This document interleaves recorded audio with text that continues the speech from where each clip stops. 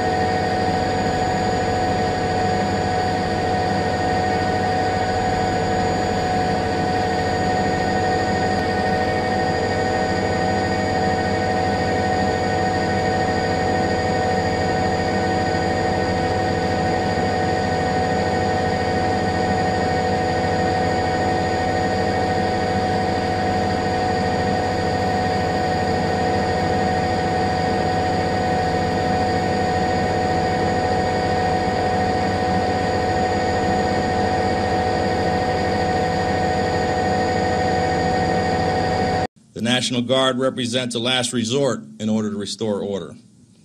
Look, people have the right to protest and express their frustration, but Baltimore city families deserve peace and safety in their communities, and these acts of violence and destruction of property cannot and will not be tolerated. I strongly condemn the actions of those who engaged in direct attacks against innocent civilians, businesses, and law enforcement officers. The resources of the state police and the National Guard have already been deployed in support of all law enforcement in the city. They will exercise disciplined restraint and provide the support necessary to ensure safety and to bring law and order to Baltimore City. We've got our entire team here. I'm going to turn the podium over here for a moment to Colonel William Palazzi, who's the superintendent of our state police, and then we will hear from General Linda Singh, and who's the Adjutant General of the Maryland National Guard, and also Clay Stamp, who is the Director of the Maryland Emergency Management Agency, where we are here tonight. So I'm going to start now with Colonel Palazzi of the State Police, and then we'll be happy to take your questions after everybody has spoken. Thank you. Good evening. As the governor said, I'm Colonel William Palazzi, Superintendent of the State Police. And the governor's actions today are huge. We have been here, along with many of our allied law enforcement, over 500 strong, since Wednesday, working with the city of Baltimore in various capacities, helping to maintain as much order as possible. As you've seen, many groups continue to splinter and move around the city of Baltimore, looting, committing crimes in certain areas, setting places on fire. Our mission has been and will continue to be the preservation of life and the preservation of property. I have had conversations this evening with Commissioner Batts. He certainly understands the scope of what has happened and that we're coming in with additional forces to assist. The governor's statement of, or declaration of the emergency order is big in that it allows us to branch out even further. We've already put out a request for up to 500 additional law enforcement from the state of Maryland regionally to come out and provide assistance, but through an EMAC request, which the MEMOP director will talk about in a little bit. We're putting out a request for up to 5,000 law enforcement from the regional area in the Mid-Atlantic to assist us as well. We are asking that they be equipped with the necessary equipment for their own personal safety, as well as to assist us in deploying things. Kind of a plan in the next few hours is to work with other local law enforcement leaders, kind of divide up the city into certain sectors, which we will then go sector by sector trying to protect, starting ideally with the hottest areas first, which we're waiting for that briefing from BPD right now, and then work in concert with the National Guard as they come on board to maintain security of those areas. At this time, it's all I have.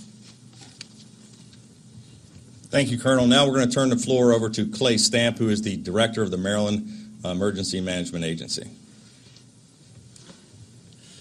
Thank you, Governor. Ladies and gentlemen, the Governor's been clear from day one. We activated this past Saturday at his direction to integrate our actions with the city of Baltimore as they dealt with this situation. We've had over 400 state policing agencies in the city working with them. Today turned another chapter, and as the governor said, he declared a state of emergency. This was done after the mayor of Baltimore declared a state of emergency. That means that they've exceeded their capability, and they actually need help from the state of Maryland to move in and to support their efforts to curb the situation. What you see here is a full court press. You see representatives from organizations across the state agency, as well as volunteer organizations that are bringing the full weight of the state government to deliver resources to achieve the governor's goals, which are clear. We will be working diligently in our different sections that are activated: transportation support, law enforcement, health and medical, human services, and through planning, logistics, and operations, we will achieve the necessary results we need to achieve, again, the governor's directive. I'll turn it over to Governor Hogan again. Thank you, sir. Lastly, before we take your questions, we're going to turn the podium over here to General Linda Singh, who is the Adjutant General of the Maryland Guard.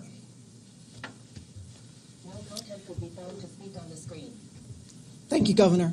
As the governor mentioned, the Maryland Guard is actually going to be out in activation this evening.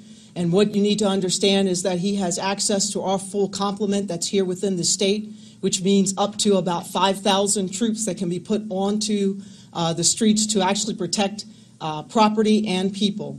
I would highly recommend that we all go in and take cover for the night and actually go to sleep and get some rest and let things settle down so that we can restore order to the city. We are going to be out in massive force, and that just basically means that we are going to be patrolling the streets and out to ensure that we're protecting property. We are in a supporting mode, so if there are any questions about martial law, this is not martial law.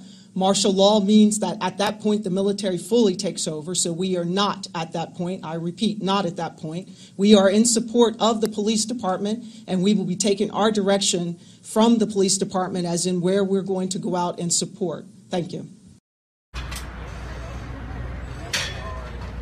Can't come in unless you got more than one car. I'm just joking. Okay, got it. Good morning. Good morning, sir. How you doing?